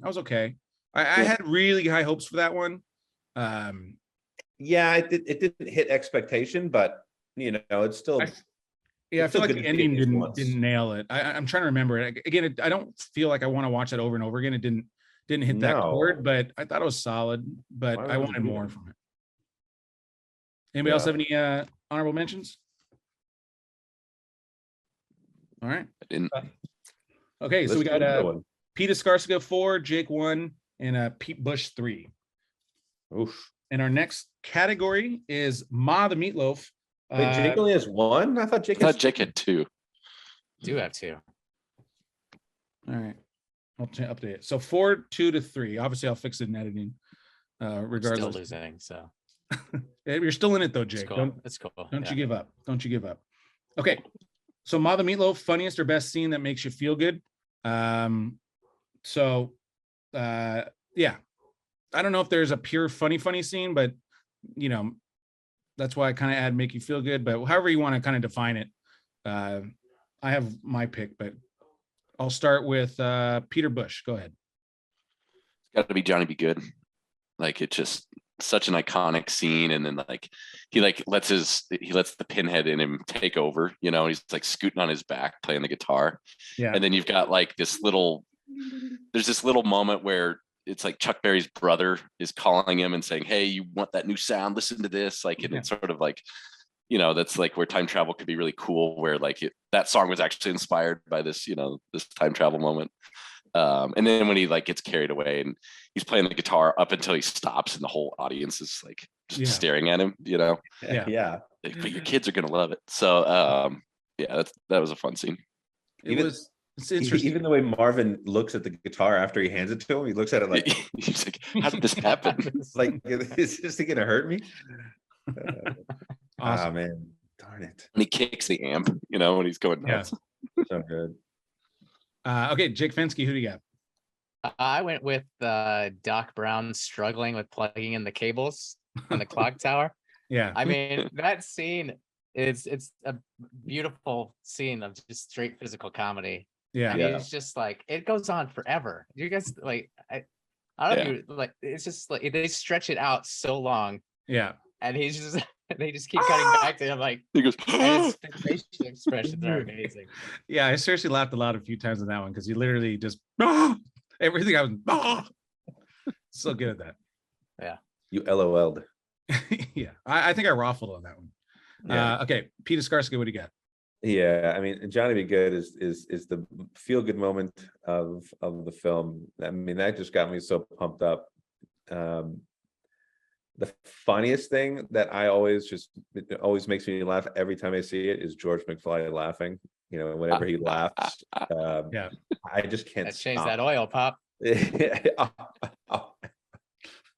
It just makes me laugh every time. But yeah, I mean, Johnny Be Good. That you can't do better than that. Yeah. Well, in the Johnny Be Good, I mean, you already mentioned it, but now I can't like not picture Family Guy, and that scene always pops in my head. Like, this is Rick. This is your cousin. I forget what the line he says, but this is your cousin Ron Astley. Yeah. It's so good. Yeah. Such a good remake. But yeah. But now, so now every time I see that scene, I just imagine the Family Guy scene for it. But that one laughs me up. So I picked the skateboarding scene because one, it ends with obviously I think maybe the funniest kind of joke that lasts over and over again. But with Biff, colliding into the manure, and then oh shit, like it's everybody's reaction. And there's a great shot on Leah Thompson at the end where it's panning, it's a dollying left with Michael J. Fox skateboarding, and then it just stops on Leah Thompson and she's like, look at him go, or I forget the line that she says, but He's an absolute dream. Yeah, isn't he a dream? He's an absolute dream. Oh, isn't he a dream? Isn't that Yeah. it? Which I think one? isn't he a dream? Yeah. Isn't he a dream? I think I'm right. And Pete's pretty good at this. I wouldn't vote against my brother. He's an absolute dream. Yeah, he's an absolute dream. I think that's what it is. He's an absolute dream. But I again, would bet a point. like the movement of it and how it stops is perfection when it comes to cinematography. And again, just the scene, it's a spectacle. They use it in all three, obviously, with each different chase. And Well, they call back at the very beginning of the first film, anyways, when he's doing that, and he drives by the people who are working out, the ladies that are working out in the thing, like they do that whole sequence, the same sort of thing, but they don't have Leah Thompson. They don't have the inside version, but they have the outside version. Oh, right. Yeah, that's a good point. That's a good point. Crazy how they do all that. Awesome. Perfect. Well, okay. So yeah. So I'm gonna give the point on this one to Peter Busch on this one. I think his explanation of this thing was just slightly better than Pete. Wow. Yeah. I mean, I agree with that. How can you add on to a perfect? Well, there's ways to do it. I've seen people have done it before, including yourself, have stolen ones. Someone else. Yeah, I know, but I mean, he basically, it's almost like he stole my material, because I mean, he literally said exactly what I wrote, and then I was thinking about that exact scene, almost verbatim. It's crazy. That's why he got the point. He hacked into my computer and saw my notes. The line is, he's an absolute dream. He's an absolute dream. Yeah. Well, with that being said, this is a great segue into our next category, which is line please. And this is, again, kind of the best quote that gets you from the movie. Obviously, there's a lot of, super historical ones. So we'll start with Jake Fenske on this one. What is your number one quote? Yeah. The number one quote or like underrated quote? Either or. Well, that's very different. Okay, go underrated. Throwaway joke or underrated line. Underrated. Yeah, because if you give me like the most famous one, like I want to. Yeah. I mean, underrated. This movie is chock full of really good quotes. So but the one that kind of flies under the radar that gets me every time is at the very end when Marty wakes up in his bed and he goes out to see his brother and sister sitting at the table, and he goes, "Hey, what the hell is this?" Yeah. It's breakfast. Breakfast. I I don't always know. wear- It's just I always funny- wear a it's just suit to the funny office. me. Yeah, it's just funny to me. The way he delivers the line is hilarious. Yeah. Okay, Peter Skarsgård, you're next. I mean, my favorite quote is at the end.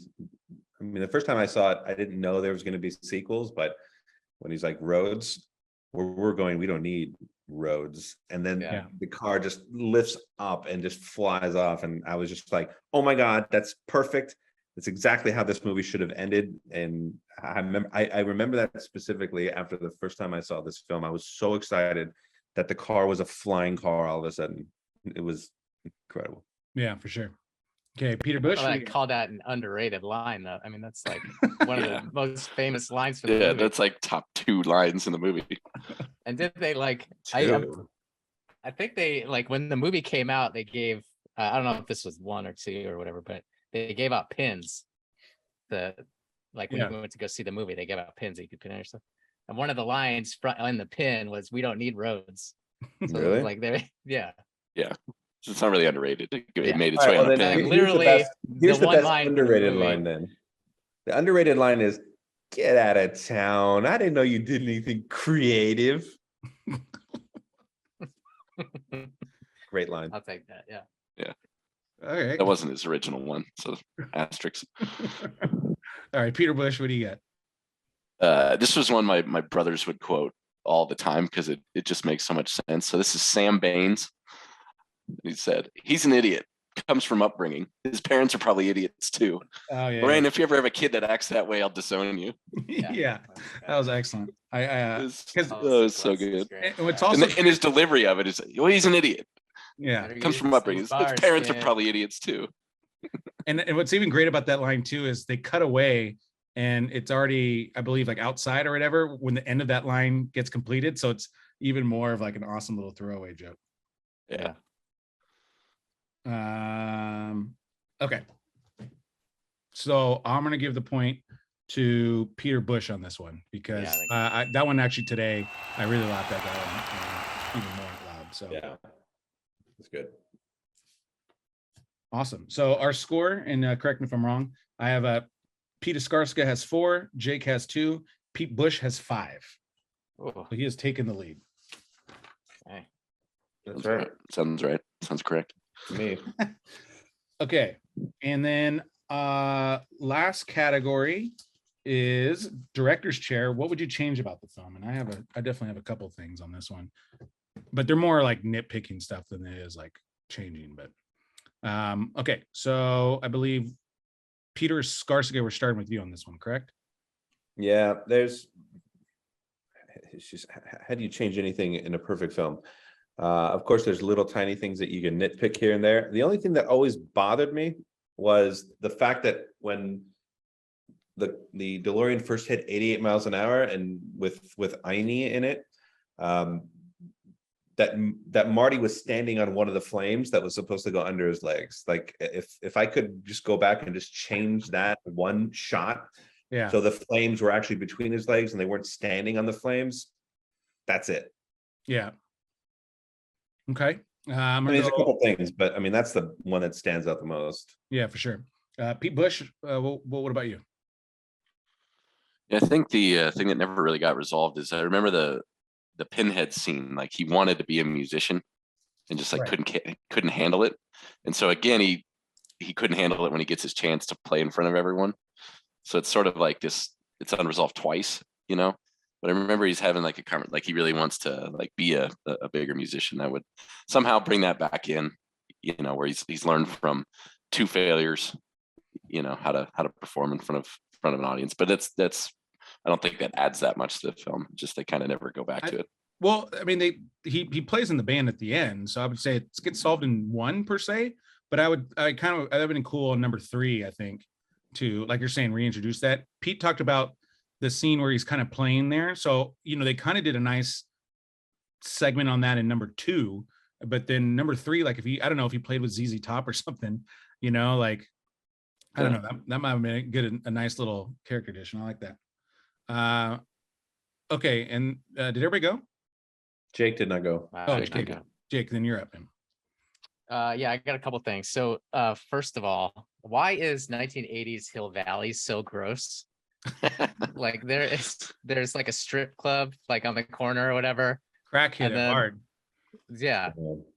It's what do you think that if the whole goal of the movie is to get back to the 80s, you'd want it to look a lot nicer?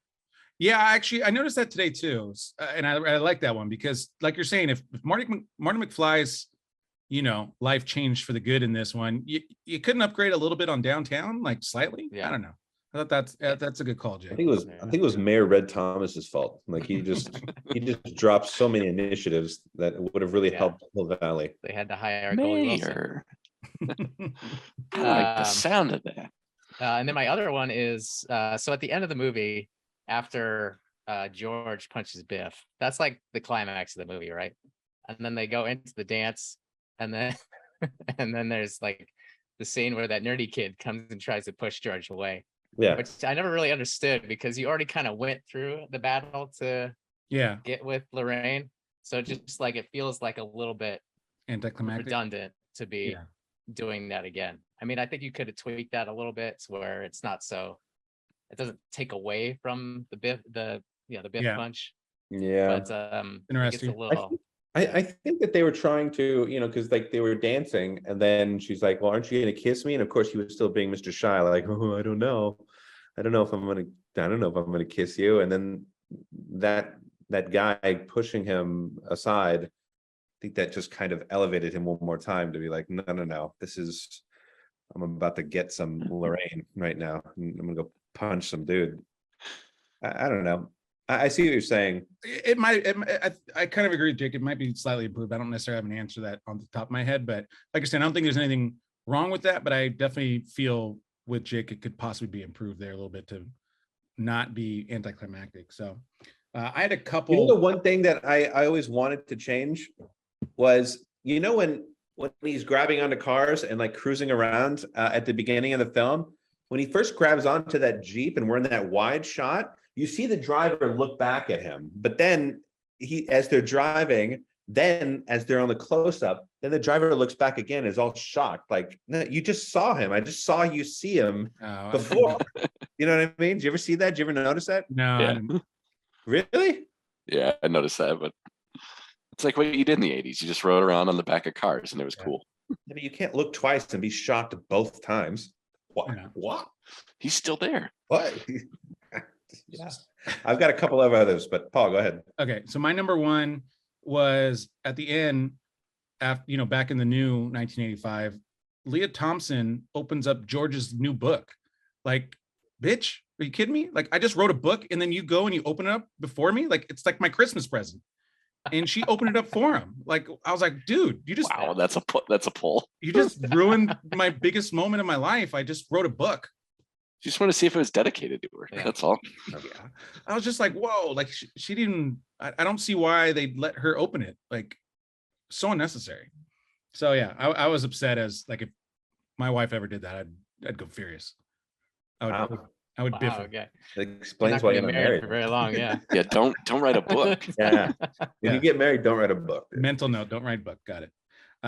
So the other one I have, and I just didn't understand it at all, was also at the end when Marty is back at the mall at the end. By the way, which is shot in City of Industry out here in City of Whittier, City of Industry. Yeah, I got Depeche Mode tickets like 20 years ago at that mall. Oh yeah. I actually stood in line for like 3 hours. For the longest time, I thought it was the Arcadia Mall because the Arcadia Mall looks so similar to that, and we had the same JCPenney one. So for the longest time, and then obviously I read it was La Puente one. And I heard Pete today, our cousin Ruthie and Andrew actually went to go see the filming of this at that mall. Did they really? Yeah, they lived around there. So fun little facts there. So anyways, so Marty gets back and he's watching.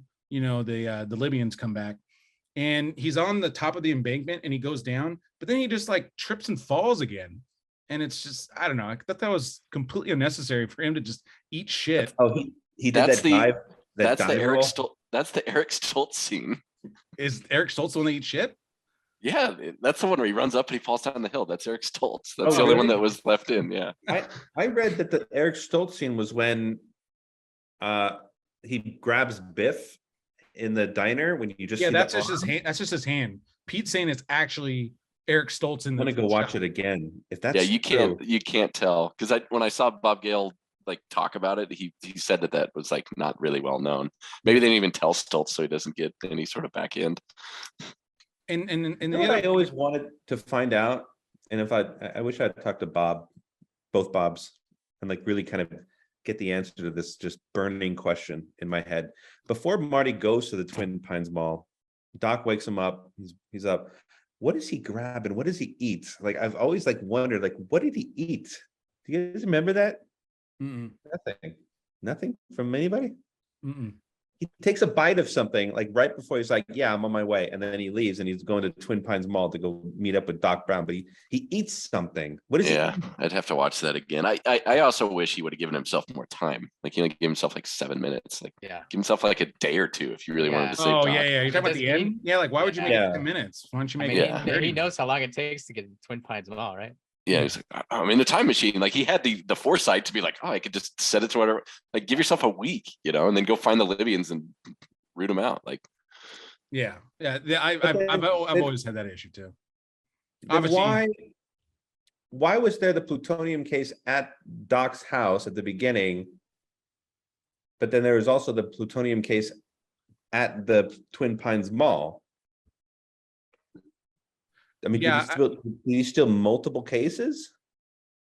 Possibly. I mean, that's not explained. I mean, it makes sense why it's like that. I don't know if I would change that, but I don't know if I would change it either. It's just a little bit of story inconsistency. Yeah, because you don't know if Doc Brown like went back to his shop and grabbed the plutonium for the night demo or whatever. Yeah, but then why would he ask Marty to go back and get the video camera because he forgot it? No, he right? said he did say he forgot it. So yeah, maybe he took it. Maybe he went back for the plutonium, forgot the camera. Yeah, exactly. Yeah. He's like, "Hey, Marty." Yeah. Well, every great movie is allowed like one moment of disbelief. Yeah, for sure. So the shop that Marty's in at the beginning, that's Doc's garage, right? Yeah. Yeah. Because with all the clocks and everything. There's all the clocks, and then he goes out and closes the fence, and then there's like a Burger King next door now. Yeah. So like, where's Doc's house? Because like in the 50s, Doc's so house is like on so I read about piece of land next door. Yeah, I read about the mansion burns down. No. Yeah, the mansion burned down. There's a paper in the beginning that says Doc Brown mansion burned down. Yeah. And so that's why. Fallen from grace. So the and you'll notice that there's like a bed and like shirts and stuff like that in that garage where Doc is living in 1985. Yeah. He doesn't have that mansion anymore, so he's living there. Yeah, for sure. Awesome. What always made me nuts about that scene is that Marty shows up like, "Hey, Doc, where are you?" Blah, blah, blah. And he goes through this whole thing and plays the guitar, blows up in his face. And then he gets on the phone with Doc and the alarm starts going off. And he's like, "Yay, my experiment worked." And then he's like, "Damn, I'm late for school." Like, how did that make you late for school? Like, you didn't know what time you got there? And like, also like, you don't have go to school every day, dude. Like, how do you not know what time it is? How do you not know what the time it was? The whole speaker scene was a little lame. Like it was just out of place. Yeah.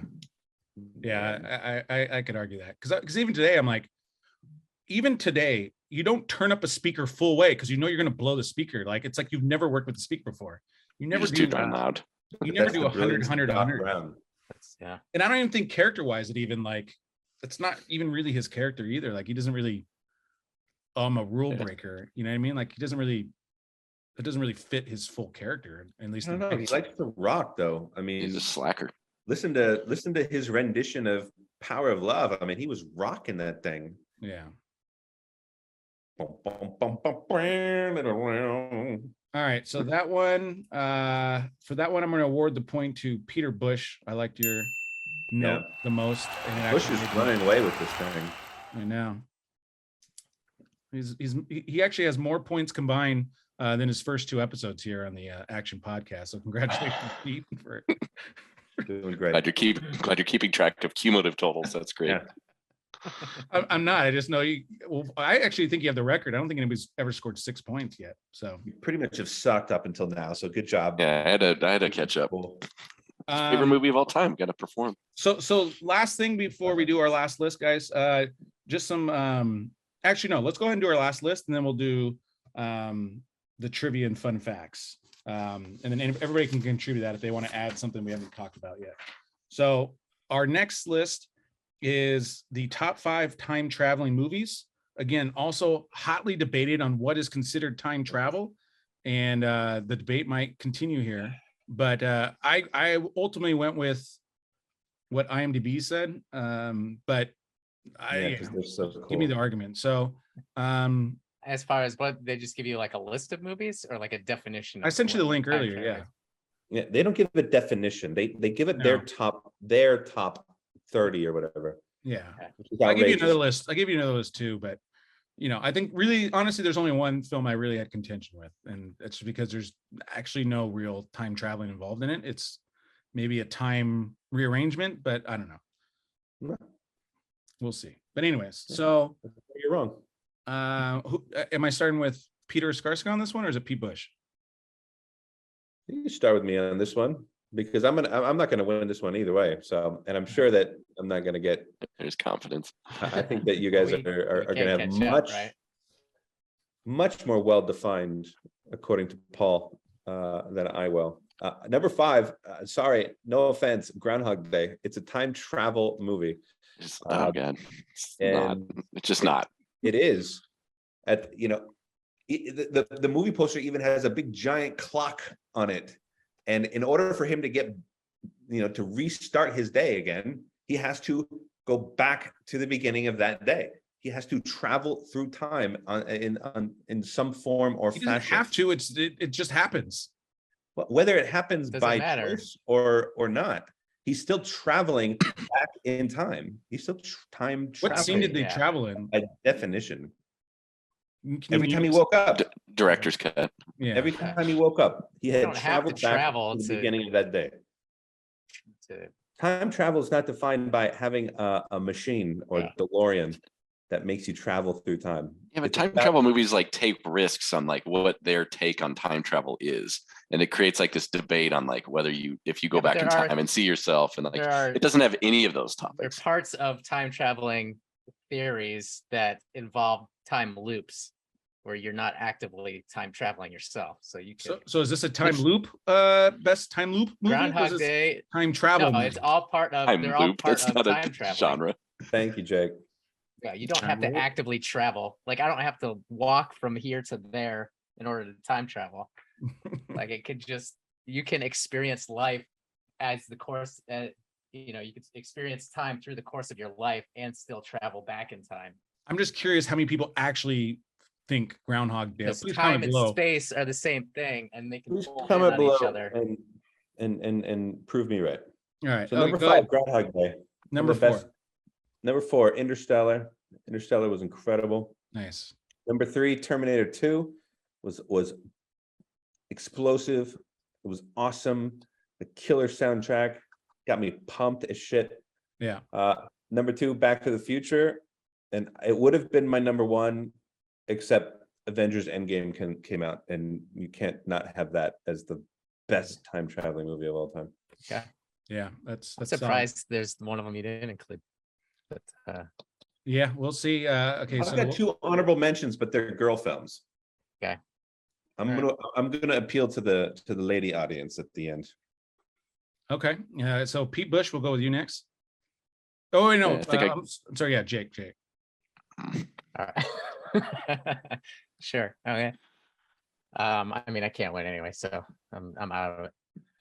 All right. I had a bunch that are 5 is tough because there's a lot of really good time traveling movies, and I kind of stuck with your definition of it, Paul. And I give you shit about how you're defining it, but smart. I still went with traditional time traveling movies.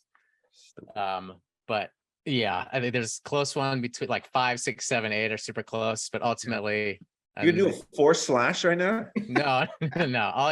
I'll do some honorable mentions, But I'm number 5, and I'm probably gonna get some shit for this, but I'm gonna go with Star Trek 4: A Voyage Home, Oh wow. because I felt like That's it deserves good. some extra bonus points, because instead of traveling in time to change their own fate, they're going to save humpback whales, and that deserves some extra credit there. Deserves some love. Yeah. Nice. I get that. Number 4 is actually more known for a long-running TV series, but they do have movies involved, and I'm gonna go with Doctor Who. Oh, nice. And then number 3, Terminator 2, of course. Yeah. One of the best of all time. And number 2, this is the one I'm surprised about, Pete. How could you not include Bill and Ted's Excellent Adventure? Yeah. Not better than Groundhog Day. And then number 1, Back to the Future, of course. Nice. All right, Peter Busch, you're up. I got some honorable mentions too, but number 5, I got Back to the Future 2.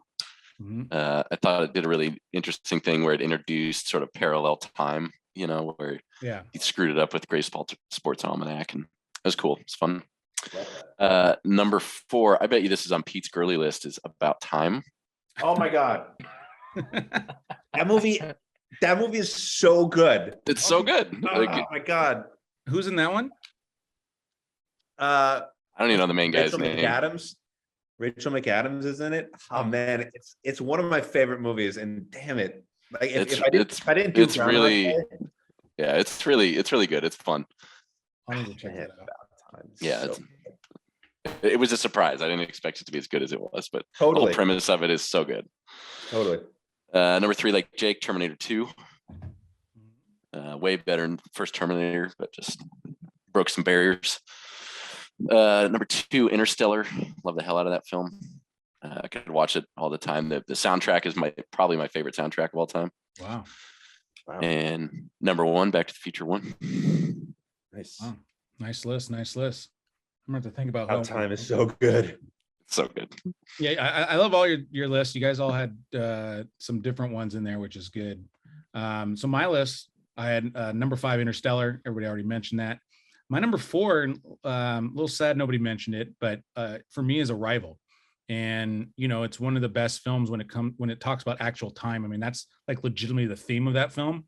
And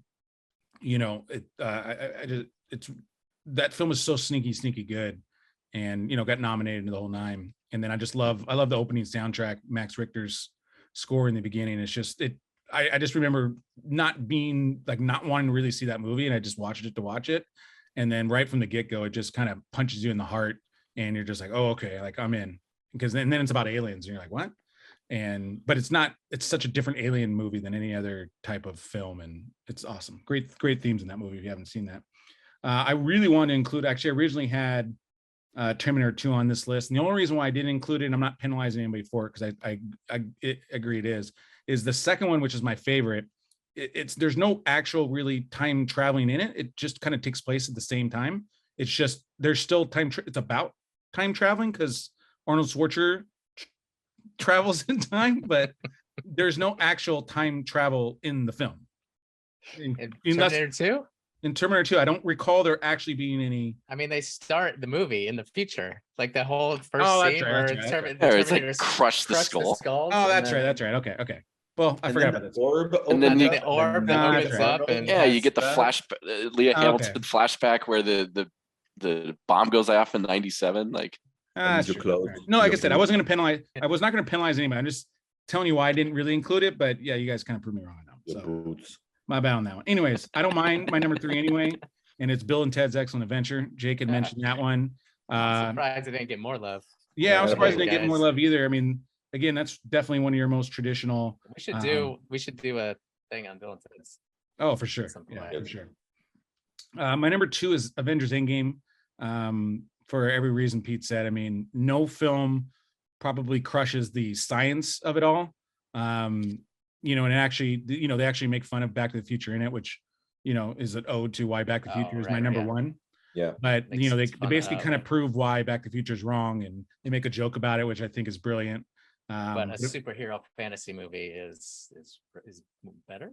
Well, they're all Jake, we can't really travel in time, so they're all, sci-fi in that respect. Yeah. So Endgame also, I think they grossed about $97 billion or whatever. So I think that I didn't even Yeah, see it. You didn't inflation even see it? Come on, man. You saw About Time, but you what's wouldn't see Endgame? 383 million in today's dollars? 70 billion. Get out of yeah. town. So ultimately, I'm Get out torn of between. town. I like our list for all the different reasons. I'm torn between Pete's list because he had Avengers Endgame, and then Jake's list because he had Bill and Ted's Excellent Adventure. So, and then obviously the score doesn't really matter. But Doesn't really matter. really quickly, Pete, give me your list again. Groundhog Day, Interstellar, T2, BTTF, Avengers Endgame. Oh yeah, I forgot. Yes, I'm going with Jake then because you picked Groundhog Day. But yeah, and really the only difference why I actually like Pete Busch's list, probably overall a little bit thicker, but Jake had Bill and Ted's Excellent Adventure. And by the way, Pete Busch, if you loved About Time, and ladies out there, if you haven't seen About Time, The Time Traveler's Wife also is, Yeah, Time Traveler's Wife's good.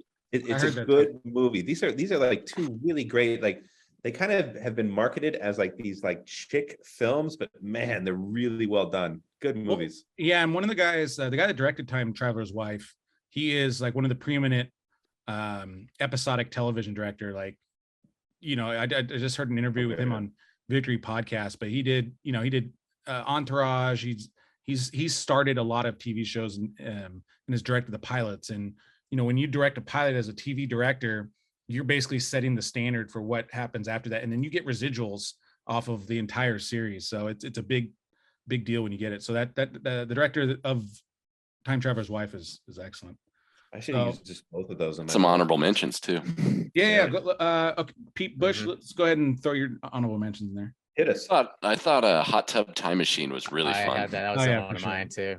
Yeah, that was fun. And Arrival was on there too. I have Idiocracy on there also. I haven't seen that yet. I've been wanting to see that. It's hilarious. It's just it's dumb. It's totally dumb and stupid, but it's also hilarious. I need to watch I turned that off after about like 10 minutes, and I was like, I can't even like. Yeah, but there's I mean, a lot of time traveling movies are about like exploring the beauty of time travel and like what the other experiences would be in different times. But this is like, it's the dystopian part of that. It's like everyone actually so dumb. Like for like so the first 10, 15 minutes, I was like, I can't even deal with this. And Looper's on my list too. Yeah, Looper's good. I got to see Looper. I don't think I've seen that one. Groundhog Day was real good too. It was really good. It's just not a time travel movie. I actually liked, and I might get some flack for this one, but I actually liked X-Men Days of Future Past. I just love the concept of like Wolverine going back in history, and then they have like the JFK, he affected JFK, and I really loved how that one kind of, we got to see like the original Sentinels in that one. So just as a big time X-Men lover, I just loved how they combined a lot of different storylines, and that was one of my favorites. I had Deja Vu as well. That was good. Tony Scott and Denzel Washington. The other one I really liked growing up, and then Butterfly Effect, and I thought that was a really cool concept.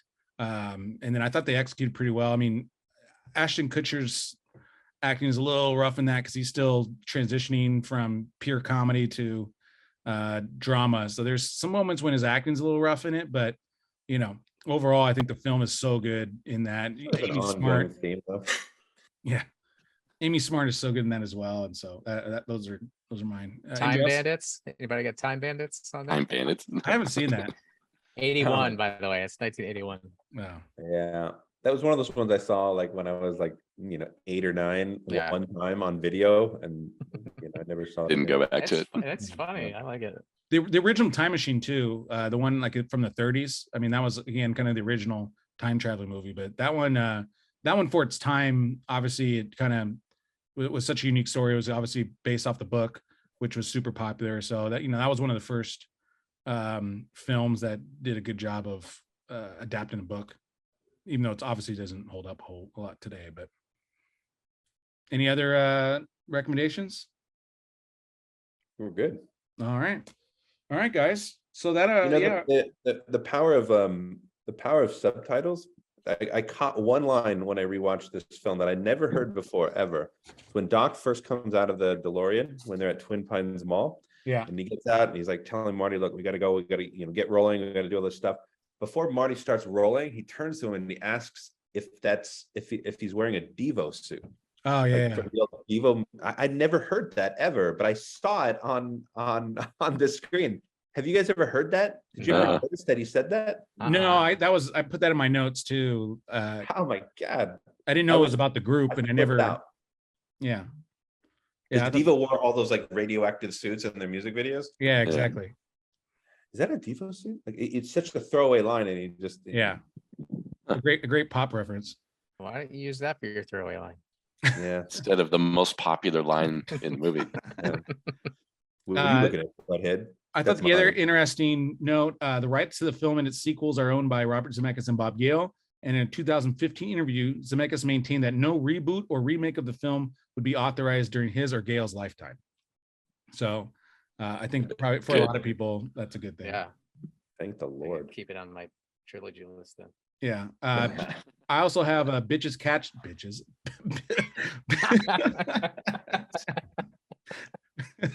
Bitches. Biff's catchphrases, make like a tree, get out of here, and butthead were improvised by Tom Wilson. Universal Pictures head Sid Sheinberg did not like the title Back to the Future, insisting that nobody would see a movie with future in the title. In a memo to Robert Zemeckis, he said the title should be changed to Spaceman from Pluto, tying with Marty as alien jokes in the film, and also suggested further changes like replacing the I'm Darth Vader from Planet Vulcan line with I'm a Spaceman from Pluto. Sheinberg was persuaded to change his mind by a response memo from Steven Spielberg, which thanked him for sending a wonderful joke memo and that everyone got a kick out of it. Sheinberg was too proud to admit that he was serious and then ultimately let it roll. Oh my God. Yeah. Back to the Future is like the perfect title. It's so good. Right. And then Sheinberg also changed executive too. Yeah. Changed it from Professor Brown to Doc Brown. So he was the one that changed it for him to be Doc, which is good. And then Marty's mother name had been Meg, and then Eileen, and then he insisted to be named Lorraine after his wife, Lorraine Gray. Anybody else have any other? Lorraine Bates. Say it again. I thought it was Lorraine Bates was her name. That was her maiden name. No, the wife was named Lorraine Gray. That's who. Oh, that you got the name off of. Yeah. Christopher Lloyd said he always wanted to do one more movie, which would have them traveling back to ancient Rome.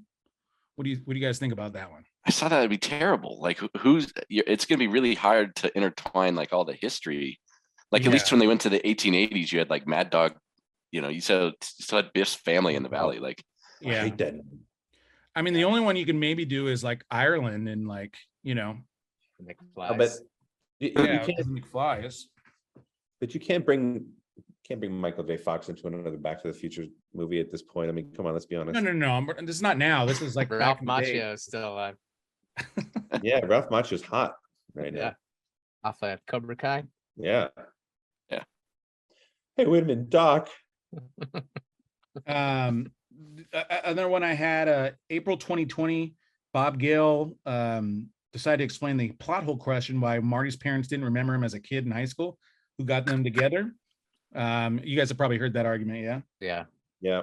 So he told the Hollywood Reporter, bear in mind that George and Lorraine only knew Marty Calvin for 8 days when they were 17, and they didn't even see him every one of those 8 days. So many years later, they still might remember that interesting kid who got them together on their first date. But you ask anybody to think back in their own high school days and ask them how well they remember a kid who might have been at their school for even a semester, or someone you just went out with just one time with no photo. Yeah. So there's one thing I never understood is that like at the end there, when he's about to leave and George and Lorraine are like, are we ever going to see you again?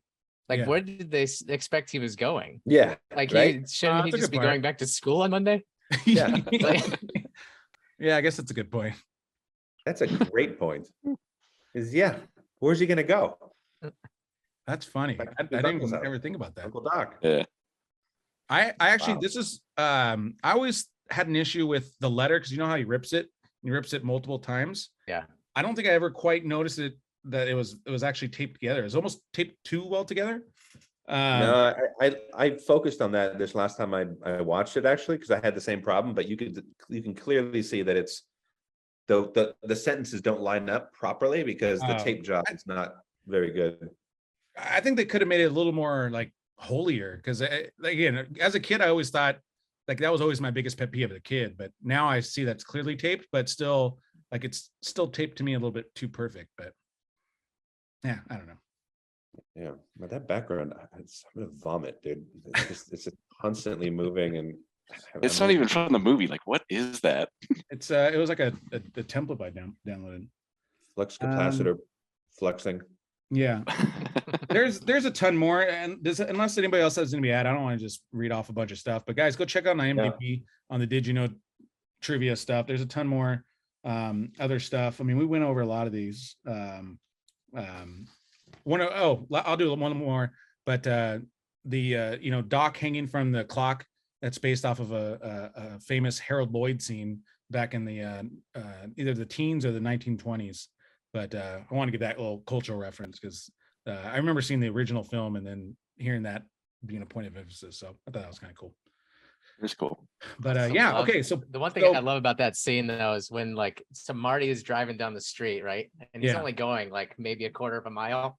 Yeah. And you see they focus in on the speedometer and he's already going like 75. And Doc's still here. Doc is spending like 10 minutes just trying to plug in the cables. Yeah. And he still hasn't even slid down yet. Yeah, and they just keep cutting back to Marty, and he's just like, even though he's going 75, he hasn't made like any progress down the street. Yeah, I guess we could have thrown that in the director's chair. Monty Python and the Holy Grail, when that one guy is like just running towards the castle constantly. Every time he turns, he's at the same distance, like every time. Yeah, that the time because even in number 2, it's even worse. Like where he is on a hoverboard versus a car that's accelerating, and then all of a sudden he's at the end of the tunnel. Like that one's even worse cut. But I think they needed to work on that a little bit more because I felt that was a little jump, like Jake was saying. That was a good one. How dare you. So with that being said, guys, our winner today is Pete Busch. So congratulations, Pete Busch. First time in Pete Busch. Yeah, it feels good. Just crushed the point total. I have a feeling I know which movie you're going to choose, but I will let you choose it. What's your feeling? My feeling is Rocky 4. Oh, please. That's it. Yeah. Yes. Rocky 4. Yes. and to be clear, guys, it's just gonna be Rocky 4. We're not. Yeah. Why would you look at any other one? No, well, we're not gonna group them though. Top 5 boxing films. Let's get it going. That are not Rocky 4. Yeah. That are not Rocky. Which ones are you leaving out? Yeah. Actually, that'll definitely be on our list. Yeah. Awesome, guys. Well, thank you guys for joining. You guys make sure we're now on Apple and Spotify. So if you want to just listen to the podcast by itself, we're on those mediums as well. Please make sure you subscribe and like. And also any suggestions that you guys want to hear us do or see us do in the future, any movies. And then, just thank you guys for supporting, and we'll see you guys next time. Thanks, guys, for joining. And cut. Thanks, guys.